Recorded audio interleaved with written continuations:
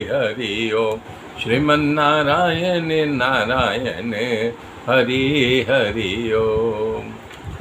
भागवत के वक्ता को विरक्त होना चाहिए। विरक्त, विष्णु का भक्त और ब्राह्मण होना चाहिए। दृष्टांत कुशल, दृष्टांत देने में कुशल होना चाहिए। किसी प्रकार की लोलुपता नहीं होनी चाहिए। अनेक धर्म विभान्ता स्त्रीण पाखंडवादिना सुकस्ता कथोच्चारे त्याजते यदि पंडिता। अनेक धर्मों के चक्कर में पड़ा हुआ स्त्री लंपट पाखंडी वक्ता नहीं होना चाहिए।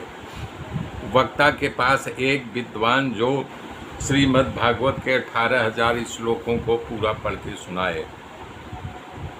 7 दिन तक ब्रह्मचर्य का पालन करना चाहिए। भूमि पर शयन करना चाहिए। पत्रावली में खाना चाहिए। दूषित अन्न का त्याग करना चाहिए।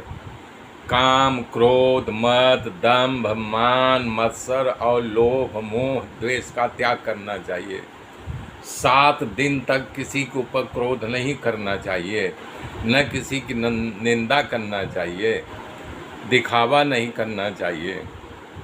कथा के अंत में हवन करना चाहिए। 12 अथकन के एक स्टोल की आहुति अथवा गायत्री मंत्र से हवन करना चाहिए या हवन सामग्री ब्राह्मण को दान देना चाहिए। अगर शक्ति हो तो 3 तोला सोने का सिंहासन बना करके भागवत जी को उस पर बैठा करके सुपात्र को दान देना चाहिए। भागवत में लिखा है। कह रहे हैं सनकादि ने कहा, हे नारद, हम लोग सप्ताह विधि बताइए, अब और क्या सुनना चाहते हो कहो। ये बात चल रही थी, तभी सुखदेव जी वहाँ आते हैं और उनके मुंह से कथा निकल रही है कि लोग उठ के खड़े हो गए। बोल रहे हैं भागवत कल्प वृक्ष का पका हुआ फल है। ये रस में अमृत भरा हुआ है। ये कथा पृथ्वी पर ही है। भगवान वेद व्यास जी इसकी रचना की है। इसमें निष्कर्म धर्म की ही व्याख्या है। इसका श्रवण तीनों तापों को मिटा देता है। श्रीमद् भागवत पुराण का तिलक है। भागवत वैष्णव का धन है। ज्ञान प्राप्ति और वैराग को प्रकाशित करता है। अतः पीवन्तु सद्भाग्यम मां गुच्चत कहिर्चित। सुखदेव जी कथा कर रहे थे, तभी वहाँ पर प्रहलाद, बलि राजा, उद्धव, अर्जुन आदि सब भगवान के साथ प्रकट हो गए।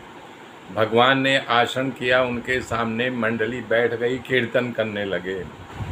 प्रहलाद जी भजन करने में चपल थे, फुर्तीला, इसलिए उन्होंने करताल ली। उद्धव कांसा की झांझ ली। बीड़ा नारद जी संगीत के जानकार अर्जुन ने गाना शुरू किया। सनकाद ने बीच बीच में जय हो भाम भंगिया करके इस प्रकार से नाचने लगे। भगवान प्रसन्न हो गए। बोला, मांगो, क्या मांगते हो। तो हम लोग वहाँ पर कीर्तन करें, वहाँ आप पधारे। सारे लोगों ने कहा, जहाँ हम लोग आपकी कीर्तन करें वहाँ आप निश्चित रूप से पधारे। सूत जी कह रहे हैं, भगवान स्वधाम जाने के 30 वर्ष बाद भादों के शुद्ध नोम के दिन सुखदेव जी ने किया था। उसके बाद 170 वर्ष तक कथा नहीं हुई। कली के 200 साल के बाद आषाढ़ शुद्धि नौम को गोकर्ण ने धुंधकारी को सुनाया। उसके बाद 30 वर्ष बाद 233 साल बाद कार्तिक शुद्ध नौम दिन सनकादि ने नारद जी को सुनाया। इस प्रकार से बता रहे हैं कि कथा की परंपरा चली आ रही है। मेरे मित्रों, मेरे साथ जुड़े रहिए। आगे की कथा फिर मैं कल जोड़ूंगा। तब तक के लिए जय श्री राम, जय